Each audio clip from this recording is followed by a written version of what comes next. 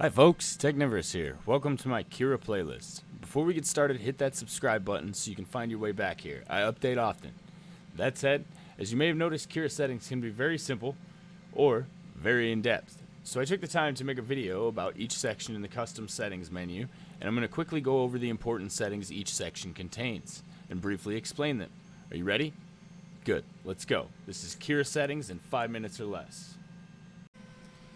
Let's go over layer height. That is the first setting in the quality section, and mine in this video is currently set to 0.16, and basically it'll tell you a little bit about it here. It says the height of each layer in millimeters, so that is how high it's going to move each time it travels up the z-axis. So basically it's going to put down a layer that is 0.16 millimeters thick, then it is going to move up 0.16 millimeters and put down a second layer. Now, this is kind of misleading because as you can see underneath it, there's this initial layer height. This is a little bit higher than my regular layer height, and that is to increase adhesion to the bed. So you can see here clearly that the first layer is going to print at 0.2 millimeters, and every subsequent layer after that will print at 0.16 millimeters. Now when it comes to layer height, lower will give you a higher resolution, but it will greatly increase print time. Once you get to a certain layer height, you won't be able to go any lower, and that is basically because the nozzle can only extrude so low. And what we're going to do is slice this model here. We're going to scroll through down to the bottom two layers, and we're going to take a quick peek and see if there is a noticeable difference when zoomed in really close in their height. Now the bottom layer is also the layer that controls my skirt. And as you can see, this is the bottom layer. It does look pretty thick there. If we travel up one layer, you can see there is a slight difference. Now, I can take and increase this even more to make the difference a little bit more illustrated.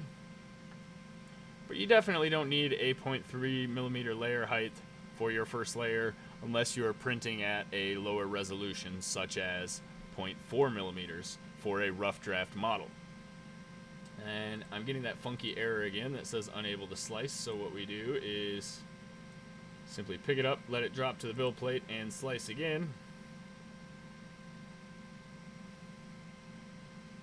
And here you can see we have that nice fat 0.3 millimeter bottom layer, and on top of it is a bunch of thinner layers, and you can see the difference in the layer height illustrated once I add a couple of layers, how thin these are compared to the fatness of this one. I'm going to go ahead and change this back so I don't make any more mistakes here. And let's increase this to something crazy high. Now this is the width of my nozzle, and that's how high I'm printing. So it's basically just going to spit out a round blob in the outline of this object. You're going to get really, really easy to notice layer lines like this. You can see that they are further apart, and the lines and grooves are more pronounced. Now that's what I mean by definition.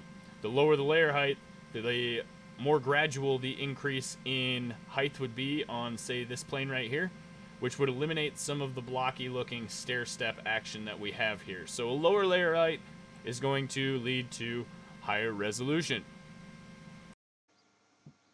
As always, this channel is brought to you by these fine Patreon supporters. If you'd like to support the channel on Patreon, head over to www.patreon.com/Technivorous. That's going to be it for this video. As always, I am Technivorous, and thanks for watching. Don't forget to check out our main channel page where we do a free giveaway for our subscribers every month. So far, we've given away things like a Capricorn PTFE tubing kit and spools of filament. So the giveaway videos are always pinned to our main channel page. So all you have to do is subscribe and leave a comment on the giveaway video for the current contest. Feel free to check out this video right here. YouTube picked it from my content just for you. And if you haven't already, you can hit the subscribe button right here. So what are you waiting for? Become a Technivore now. Thanks again. Technivorous out.